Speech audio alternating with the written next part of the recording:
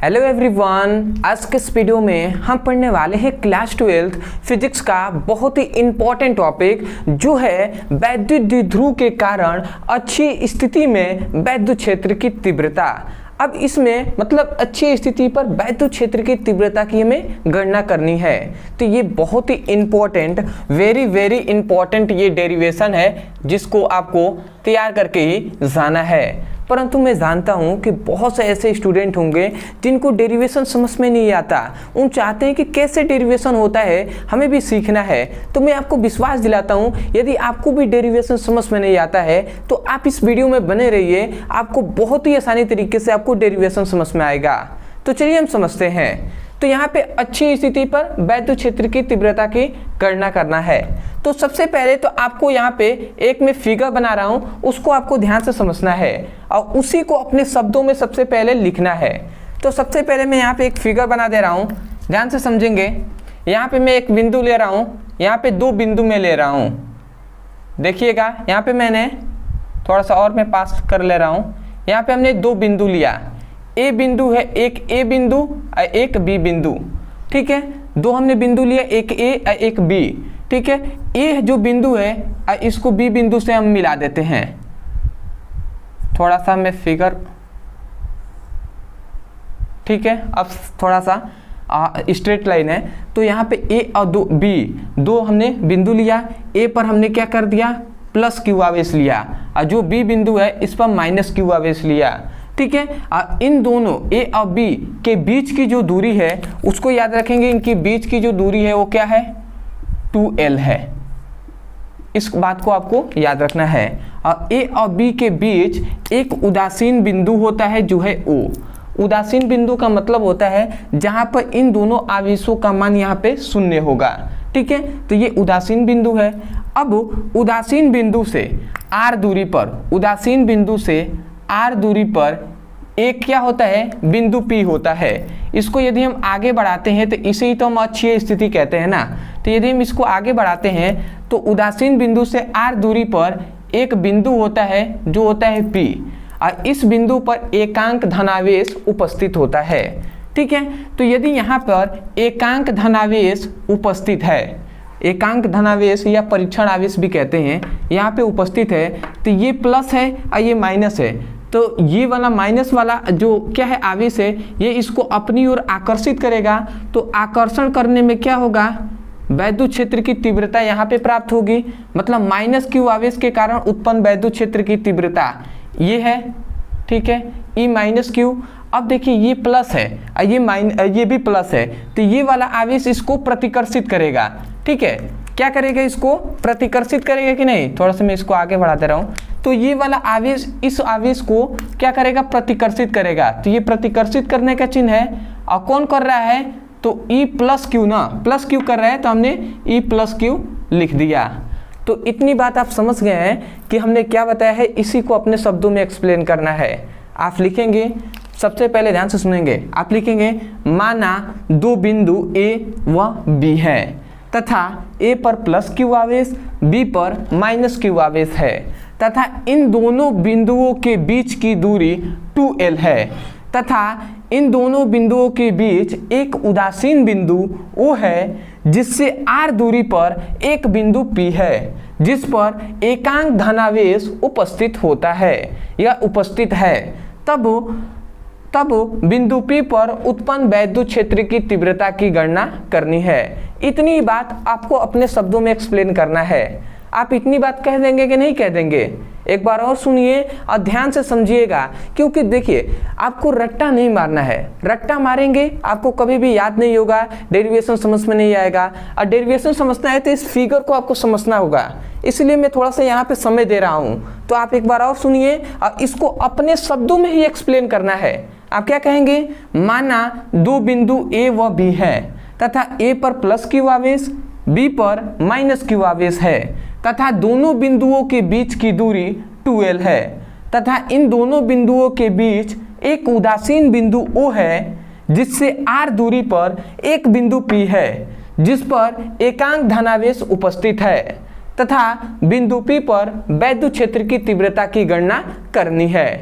इतनी बात आपको अपने शब्दों में एक्सप्लेन कर देना है, ठीक है, माना कि करके, इस तरीके से माना कि दो बिंदु ए व बी हैं, इस प्रकार एक्सप्लेन कर देना है। उसके बाद नीचे आपको ये फिगर बना लेना है। अब हम इसको गणना करेंगे। यहाँ पे मैं लिख दे रहा हूँ गणना। अब देखिए आपका गणना स्टार्ट हो रहा है। तो सबसे पहले हमें क्या करना है, सबसे पहला हमारा यही काम है कि जो ये यहाँ पे माइनस क्यू आवेश दिखाई दे रहा है, तो माइनस क्यू आवेश के कारण वैद्युत क्षेत्र की तीव्रता की गणना करना है, और उसके बाद प्लस क्यू आवेश के कारण वैद्युत क्षेत्र की तीव्रता की गणना करनी है। उसके बाद परिणामी तीव्रता निकालेंगे, जिसके बाद ये डेरिवेशन आपका हल हो जाएगा। तो सबसे पहले माइनस क्यू आवेश के कारण, यहाँ पे हम लिखते हैं माइनस क्यू आवेश के कारण वैद्युत क्षेत्र की तीव्रता, वैद्युत क्षेत्र की तीव्रता, ठीक है। माइनस क्यू आवेश के कारण यहाँ पे क्या होगा, माइनस क्यू आवेश पर उत्पन्न वैद्युत क्षेत्र की तीव्रता क्या है, ठीक है। तो अब थोड़ा सा ध्यान से समझेंगे ये आपका, ठीक है। माइनस क्यू आवेश पर उत्पन्न वैद्युत क्षेत्र की तीव्रता की गणना करना है, तो हम इतना लिखेंगे ई माइनस क्यू लिखेंगे। इसका मतलब माइनस क्यू पर उत्पन्न वैद्युत क्षेत्र की तीव्रता, माइनस क्यू पर उत्पन्न लिखेंगे, ठीक है। क्योंकि इस पर माइनस क्यू पर उत्पन्न कब होगा, जब ये प्लस क्यू आवेश है, इसके कारण ही ना इस पर वैद्युत क्षेत्र की तीव्रता उत्पन्न होगा। तो इसलिए हमने लिखा है माइनस क्यू पर उत्पन्न वैद्युत क्षेत्र की तीव्रता, ठीक है। तो ई माइनस क्यू, इसको क्या कहेंगे, माइनस क्यू के कारण वैद्युत क्षेत्र की तीव्रता। अब वैद्युत क्षेत्र की तीव्रता का ये फॉर्मूला आप जानते होंगे, E = 1/4πε0 Q/r²। ये आपने फॉर्मूला पहले ही पढ़ा होगा, जब वैद्युत क्षेत्र की तीव्रता पढ़ाया था तो उसमें हमने ये फॉर्मूला पढ़ाया था। तो ये हम लिखेंगे E = 1/4πε0, और यहाँ पे Q है तो हमने Q लिख दिया, और उसके बाद r² है। r मतलब क्या है, यहाँ पे दूरी है, तो हमें यहाँ से यहाँ तक की दूरी ज्ञात करना है। ध्यान से समझेंगे, ये दूरी समझ में बहुत से ऐसे स्टूडेंट हैं जिनको नहीं आता है। यहाँ से लेकर यहाँ तक की दूरी चाहिए, इनकी बीच की दूरी क्या होगी। मैं अगर पूछूं कि P से B के बीच की दूरी क्या होगी, इतनी दूरी, तो आपको पता है कि यहाँ से यहाँ तक की दूरी है r, ठीक है। हम जानते हैं A और B के बीच की दूरी है 2l, तो आप जानते हैं ये उदासीन मध्य बिंदु है, तो यहाँ से यहाँ तक की जो दूरी होगी वो l हो जाएगी। और आपको ये भी पता है कि यहाँ से लेकर यहाँ तक की जो दूरी होगी वो l हो जाएगी, तभी तो l मिलकर 2l हुआ है ना, ये बात आपको पता है। तो देखिए, जब यहाँ से यहाँ तक की दूरी हमें पता है r, और ये पता है कि यहाँ से यहाँ तक दूरी है l, तो r में से यदि हम l को घटा देते हैं तो इतना मिल जाएगा, r माइनस l, ये बीच की दूरी क्या हो जाएगी, r माइनस l हो जाएगी। इतनी बात आप समझ रहे हैं ना। तो यहाँ पे हम दूरी क्या लिखेंगे, r माइनस l लिखेंगे, और इसका होल स्क्वायर है तो हम होल स्क्वायर कर देंगे, इसको समीकरण फर्स्ट मानेंगे। बहुत से स्टूडेंटों को नहीं समझ में आ रहा होगा, तो देखिए ये मैं कह दे रहा हूँ कि यहाँ से यहाँ तक की दूरी है आपको 10, ठीक है, और यहाँ से लेकर यहाँ तक की दूरी है 4, ठीक है। यहाँ से यहाँ तक पूरा दूरी कितना है, 10 है, पूरी दूरी क्या है, 10 है, और यहाँ से लेकर इस बिंदु तक दूरी है 4। तो मैं पूछूं कि यहाँ से यहाँ तक दूरी कितनी होगी, तो आप क्या कहेंगे, आप कहेंगे 6 होगी, ठीक है। तो आपने 6 कब कहा, क्योंकि पूरी दूरी में से आपने इस दूरी को घटाया है, मतलब 10 माइनस 4 किया है, तभी जाकर तो 6 आया है ना। तो उसी प्रकार यहाँ से यहाँ तक कुल दूरी हमें पता है r, और इतना दूरी में पता है हमें l, तो r में से l को घटा देंगे तो इतना मिल जाएगा P से B तक की दूरी, तो r माइनस l हमने इसीलिए लिखा है। आशा करते हैं कि आपको समझ में आ रहा होगा, ठीक है। आगे बढ़ते हैं, तो ये हमने लिख दिया। अब ये किस दिशा में हो रहा है, तो देख रहे हैं दिशा किस दिशा से, PB के दिशा में हो रहा है। तो आप दिशा चाहें तो आप दर्शा सकते हैं, इंपॉर्टेंट तो है ही, क्योंकि वैद्युत क्षेत्र की तीव्रता एक सदिश राशि होती है, इसलिए दिशा आपको दर्शाना है, ठीक है। अब आते हैं थोड़ा सा अपने आगे। अब हम लिखेंगे प्लस क्यू आवेश के कारण, ये देखिए माइनस क्यू आवेश के कारण वैद्युत क्षेत्र की तीव्रता की गणना कर लिया। अब फिर से प्लस क्यू आवेश पर उत्पन्न वैद्युत क्षेत्र की तीव्रता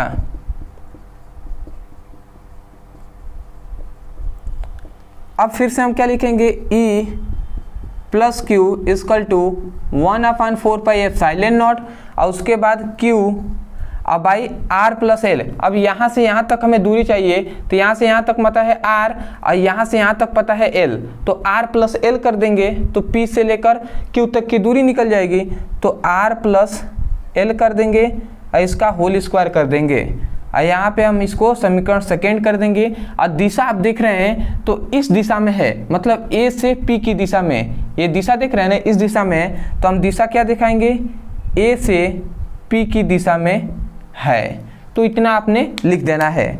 परंतु बहुत से ऐसे स्टूडेंट हैं जो सोच रहे होंगे कि सर ये तो प्लस क्यू आवेश के कारण आपने माइनस क्यू आवेश के कारण लिया है, तो यहाँ पे माइनस क्यों नहीं लिखा और यहाँ पे प्लस क्यों नहीं लिखा।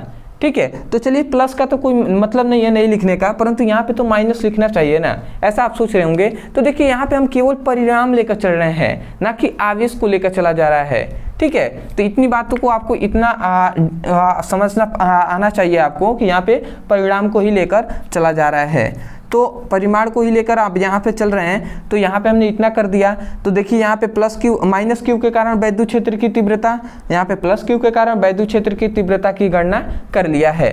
तब अब लिखेंगे, तब परिणामी तीव्रता।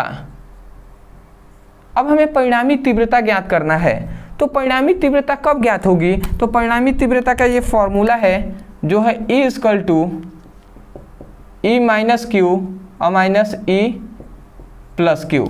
ठीक है, ये एक फॉर्मूला है। अब आप कहेंगे फॉर्मूला कैसे आया, तो देखिए परिणामी तीव्रता का मतलब है ना कि जो तीव्रता अधिक है उसमें से कम वाली तीव्रता को घटा देना है, परिणामी तीव्रता निकल जाएगी।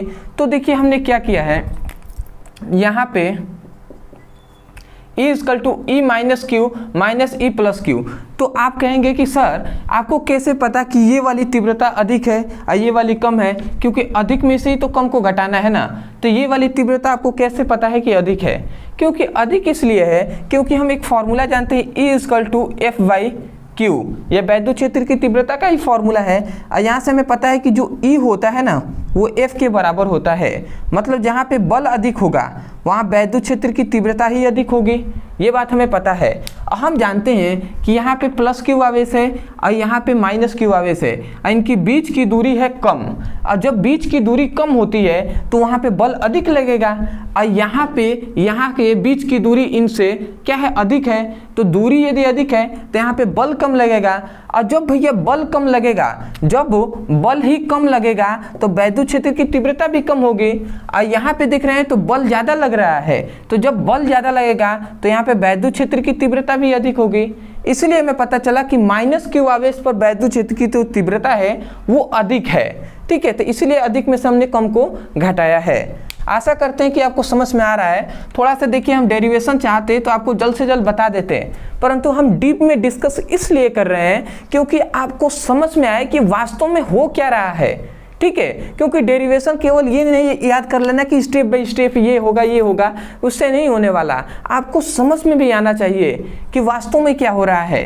तो अब आप थोड़ा सा इसको हल करते हैं, तो इसका मान हम यहाँ से पुटअप करेंगे, तो 1/4πε0 और उसके बाद Q बाई क्या लिखेंगे, R माइनस L का होल स्क्वायर, ये हमने लिख दिया। फिर से बीच में माइनस दिखाएंगे और उसके बाद इतने का मान हम यहाँ से पुटअप करेंगे, तो ये हमने क्या लिखा, 1/4πε0 और Q by R plus L का होल स्क्वायर, ये हमने लिख दिया। अब देखिए इसमें जो कॉमन है उसको आपको कॉमन कर लेना है, तो 1/4πε0 इंटू क्यू, और यहाँ पे भी 1/4πε0 इंटू क्यू, तो इसको हम कॉमन कर लेंगे। तो यहाँ पे हम कॉमन करते हैं तो 1/4πε0 इंटू क्यू, ये हमने कॉमन कर लिया। तो यहाँ पे क्या बचा, 1/R माइनस L का होल स्क्वायर बचा, अब बीच में माइनस से माइनस दे दिया, और यहाँ पे भी 1/4πε0 इंटू क्यू निकल गया बाहर, तो यहाँ पे भी 1/R प्लस L का होल स्क्वायर बचा, ये इतना बच गया।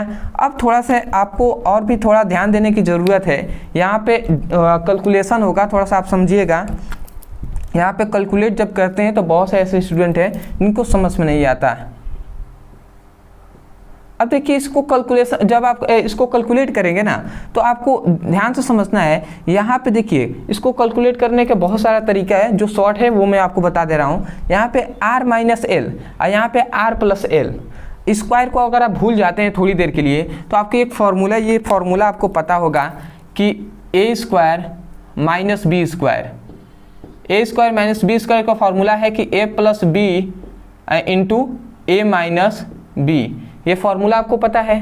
और आप भी थोड़ा सा देखिए तो अब आप यहाँ पे भी तो a माइनस बी, यहाँ पे a प्लस बी कर सकते हैं ना, ऐसे भी तो लिख सकते हैं a minus B a plus B, क्योंकि 3 गुणे 2 लिखे या 2 गुणे 3 लिखे, बात तो दोनों एक ही है। तो इसीलिए यहाँ पे हमने a minus B a plus B लिखा है। तो यदि आप भी यहाँ पे देखते हैं तो a माइनस बी और a प्लस बी, तो हम इसके जगह पे a square minus B square लिख सकते हैं। तो इसी प्रकार हम यहाँ पे क्या करेंगे, यहाँ पे लिखते हैं, यहाँ पे अभी फ़िलहाल के लिए हम ऐसा नहीं करेंगे, हम ऐसे ही लिख देते हैं। अभी आपको पता चलेगा ऐसा हमने क्यों किया। इसको हम लिख दे रहे हैं r प्लस एल का होल स्क्वायर। अभी आपको बताएंगे, थोड़ा अगले स्टेप में उसको हल करेंगे इस वाले एक फॉर्मूले का।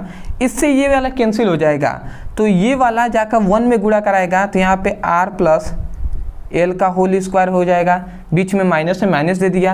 अब इस वाले को भाग देंगे इसमें, तो इसमें ये कैंसिल हो जाएगा, बट ये वाला जाकर ऊपर गुणा कराएगा तो r माइनस एल का होल स्क्वायर हो जाएगा। ठीक है, अब हम हल करेंगे तो a plus b, a minus b into a, यहाँ पे बीच में माइनस नहीं ले देंगे क्योंकि गुणा है। देखिए जब एलसीएम लेते हैं ना, तो एलसीएम यदि ना लेने ढंगाए तो आपसे नीचे वाले जो पोर्शन होता है, ठीक है, उसको नीचे हम उतार देते हैं और बीच में गुणा का चिन्ह हम दे देंगे, कोई दिक्कत नहीं है, वही एलसीएम हो जाएगा।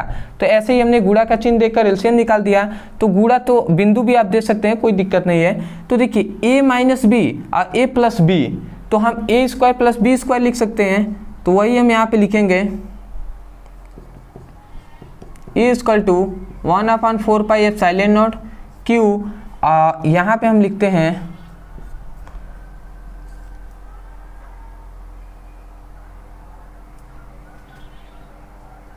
a स्क्वायर और माइनस l है तो l को b स्क्वायर कर दे रहे हैं।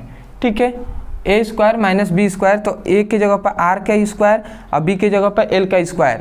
और हम जानते हैं कि इन दोनों के ऊपर भी स्क्वायर स्क्वायर है, तो इसलिए हम इसके ऊपर भी होल स्क्वायर कर देंगे और इसके ऊपर भी होल स्क्वायर कर देंगे। ठीक है, इतनी बात आप समझ रहे हैं ना। और इसको देखिए, ये फॉर्मूला होता है, एक बात याद रखेंगे, a प्लस बी के whole square minus a minus B के होल स्क्वायर इक्वल टू होता है 4ab। ये फॉर्मूला होता है, आप इसको याद रखेंगे। ठीक है, या आप चाहें तो तोड़ कर भी आप देख सकते हैं कि a प्लस बी के स्क्वायर करेंगे तो a square plus B square plus 2ab, फिर से माइनस लिखेंगे, फिर से a माइनस बी का होल स्क्वायर करेंगे तो a square minus B square, a square plus B square minus 2ab। तो बजाकर उसको कटाएंगे तो आपको केवल मिलेगा 4la, मतलब 4rl आपको मिलेगा। अब जाकर कर लीजिएगा। ठीक है, इतना बेसिक आपको बताना कोई वो नहीं है, आपको इतना पता होना चाहिए। अब थोड़ा सा मैं जगह कम, इसलिए थोड़ा सा मैं डायरेक्ट यहाँ पे कर रहा हूँ। देखिए स्क्वायर का स्क्वायर हो तो गुणा हो जाता है, तो 2 दूना 4 हो जाएगा। तो हम डायरेक्ट लिख सकते हैं कि r के पावर यहाँ पे 4 लिख सकते हैं, तो यहाँ पे r के पावर हम 4 लिख दे रहे हैं। और देखिए l की स्क्वायर का स्क्वायर है तो 2 दूना 4, मतलब l का स्क्वायर यहाँ पे हो जाएगा। तो मैं यहाँ पे भी डायरेक्ट लिख दे रहा हूँ l का स्क्वायर। ठीक है, कोई दिक्कत आपको नहीं होनी चाहिए, तो l का स्क्वायर लिख दिया। अब चूंकि हम इतना बात जानते हैं कि जो l के पावर 4 है ना, ये बहुत ही छोटा है r स्क्वायर की तुलना में। मतलब आप देखेंगे तो ये जो दूरी है ये बहुत ही अधिक है इसकी दूरी के, मतलब l देखिए इतनी दूरी है ये r, तो इसके तुलना में r की तुलना में ये नगण्य है, बहुत ही छोटा है। जैसे आपसे कहा जाए कि 1 करोड़ और 1, तो 1 बहुत ही छोटा है ना 1 करोड़ से, तो इसी प्रकार ये है। तो इतना हमने लिख दिया। तो इसी के कारण ये जो l के पावर 4 है ना, इसको हम छोड़ देते हैं। ठीक है, इसीलिए हम इसको छोड़ देते हैं। चलिए इसको अभी के लिए फ़िलहाल यहाँ पे लिख देते हैं, क्योंकि यहाँ पे मिटकाना सही नहीं होगा। आगे स्टेप में हम इसको मिटका देंगे, तो 1/4 पाई एप्सिलॉन नॉट और क्यू हो गया। अब देखिए यहाँ से इसको हम छोड़ दे रहे हैं, तो ये r के पावर 4 हो गया और यहाँ पे 4, ये जाकर q इसमें गुणा करा लेगा ये 4 में, तो यहाँ पे 2ql इंटू 2r लिख सकते हैं ऐसा कि नहीं? अब बताइए, ये 2 गुणे 2 कर दिए हैं हमने 4 का, 2 इधर लिख दिया है और 2r को हमने साइड कर दिया है और 2 इधर का q लेकर l कर दिया है। ऐसा क्यों किया अभी आपको समझ में आएगा, ठीक है। अब इस r से ये r एक कैंसिल हो गया, यहाँ पे 4r है तो एक कैंसिल हो गया तो 3r नीचे बचा ना, और 2ql इक्वल टू होता है p, एक फॉर्मूला होता है p इक्वल टू 2ql, ये वैद्युतीय ध्रुव आघूर्ण का फॉर्मूला है। तो इसकी जगह पर हम p लिख सकते हैं। तो यहाँ पे एक फॉर्मूला हमें क्या मिला, E equal to 1/4 pi epsilon not, और यहाँ पे 2ql के जगह पर हम p लिख सकते हैं, और 2 ये है तो 2 आगे हम लिख दे रहे हैं, और यहाँ पे कुछ नहीं तो 4 था तो उसमें से एक कैंसिल हो गया तो 3 मिला, तो ये हमने लिख दिया है। आप सबसे पहले स्क्रीनशॉट ले लीजिए, मैं भी देख लूँ नीचे दिखाई दे रहा है कि नहीं। चलिए दिखाई तो दे ही रहा है, ठीक है। तो देखिए ये आप समझ गए होंगे कि सभी हमने फॉर्मूले से ही लाया है। तो आशा करते हैं कि ये जो डेरिवेशन है ना ये आपको समझ में आया होगा।